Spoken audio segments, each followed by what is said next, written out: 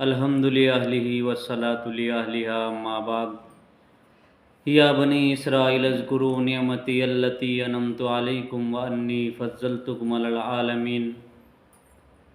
بنی اسرائیل کو رب یاد دلاتا ہے اور قرآن میں کہتا ہے یا بنی اسرائیل، اے اولاد یعقوب، یاد کرو میری ان نعمتوں کو جو میں نے تمہارے اوپر کی اور تم کو جہان میں فضیلت دی، تمام عالم میں تمہیں فضیلت دی۔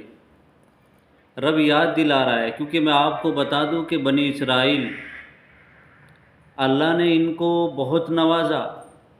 رب کریم نے ان کو اتنا نوازا تھا کہ ہزاروں سال تک ان کو بلندیاں دی، مرتبے دیے، رحمتوں کی بارش ان کے اوپر کی۔ کھانے کے لیے ان کو، بلکہ اللہ نے کھانے کے لیے وہ محنت نہیں کرنی پڑتی تھی، ان کو ایسے ہی ملتا تھا۔ اور ان کے اندر پیغمبر بھی بہت سارے آئے، لیکن یہ قوم بنی اسرائیل، یہ یہودی، یہ بڑے نالائق ہے، اور پہلے بھی انہوں نے اپنا نالائق پنا اور اپنی نالائقی اس طریقے سے ظاہر کی کہ انہوں نے حضرت زکریا اور حضرت یحییٰ علیہ السلام کو، جو نبی تھے، ان کو قتل تک کر ڈالا۔ اللہ نے انعامات کی بارش ان پر اتنی کی کہ اللہ کہتا ہے وَظَلَّلْنَا عَلَيْكُمُ الْغَمَامَ، کہ ہم نے تم پر بادلوں کا سایہ کیا۔ یہ دھوپ میں چلتے تھے، کسی میدان میں جاتے تھے تو اللہ بادلوں کا سایہ ان کے اوپر کرتا تھا۔ اللہ نے ان کو من اور سلوہ کھانے کے لیے دیا۔ تو رب کریم نے ان کے اوپر انعامات کیے، بہت کچھ ان کو دیا، لیکن یہ نالائق قوم جب اللہ کی تمام دی ہوئی نعمتوں کی ناشکری کرتے رہے تو رب کریم نے پھر ان کو کونوا قردۃ خاسئین، ذلیل بندر بھی بنایا، اور پھر رب کریم نے ان سے چھین لی وہ ساری نعمتیں۔ اللہ نے ان کو پتھروں میں سے 12 چشمے ان کے لیے جاری کر دیے، لیکن یہ نالائق قوم وقت کے نبی موسیٰ علیہ السلام کو بھی یہ کہا کرتی تھی کہ اپنے رب سے جا کر کے یہ دعا کر۔ کبھی یہ نہیں کہا کہ ہمارے رب سے، بلکہ اپنے رب سے کہا کرتی تھی کہ اپنے رب سے یہ دعا کر لن نصبر علی طعام واحد فادع لنا ربک یخرج لنا مما تنبت الارض من بقلها وقثائها وفومها وعدسها وبصلها۔ انہوں نے اس کھانے کی ناشکری کر کر کے مانگا اور یہ کہا ہے موسیٰ اپنے رب سے کہے کہ ہم ایک کھانے پر صبر نہیں کر سکتے، ہمارے لیے ککڑی، کھیرے اور پیاز، لہسن وغیرہ یہ سب کچھ ہونا چاہیے۔ جب اللہ نے دیکھا کہ اتنی سارے انعامات کرنے کے بعد بھی یہ قوم باز نہ آئی اور ان وقت کے پیغمبروں کو بھی انہوں نے نکارا، اور توریت جیسی کتاب کے اندر انہوں نے تحریفیں کر کر کے اپنے منمانی کی۔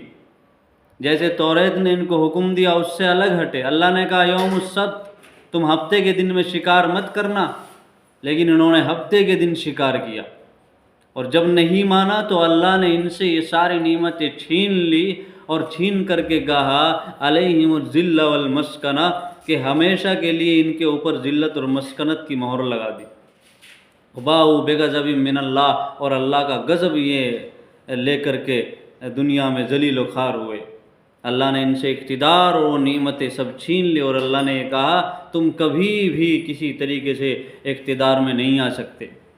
آج جو موجودہ حالات ہے، صورتحال ہے، وہی بتانا چاہ رہا ہوں میں کہ اسرائیل جو ہے الگ سے کوئی یہودیوں کا ملک نہیں تھا، کیونکہ اللہ نے قرآن میں صاف کہا ہے کہ میں نے ان سے وہ ساری نعمتیں چھین لی، اور میں نے ان تتولوا یستبدل قوما غیرکم ثم لا یکونوا امثالکم، جب انہوں نے اپنی حالت میں تبدیلی نہیں لائے اور نہیں بدلے، انہوں نے ظلم و ستم سے باز نہیں آئے، تو میں نے ان کو ہٹا کر کے بنو اسماعیل سے کام لیا۔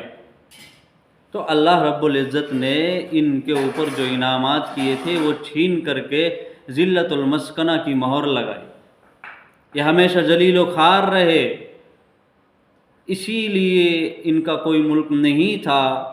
اور انہوں نے فلسطین جو انبیاء علیہ السلام کی آمدگاہ رہی ہے اور آماجگاہ رہی ہے، وہاں آمد و رفت انبیاء علیہ السلام کی ہوتی رہی ہے، اور بیت المقدس قبلہ اول جیسی عظیم الشان عمارت اور عظیم الشان نعمت وہاں موجود ہے، تو انہوں نے فلسطینیوں کے اوپر ظلم و ستم شروع کیا اور دھیرے دھیرے وہاں قبضہ شروع کر دیا۔ کس کے اشارے پر؟ امریکہ کے اشارے پر.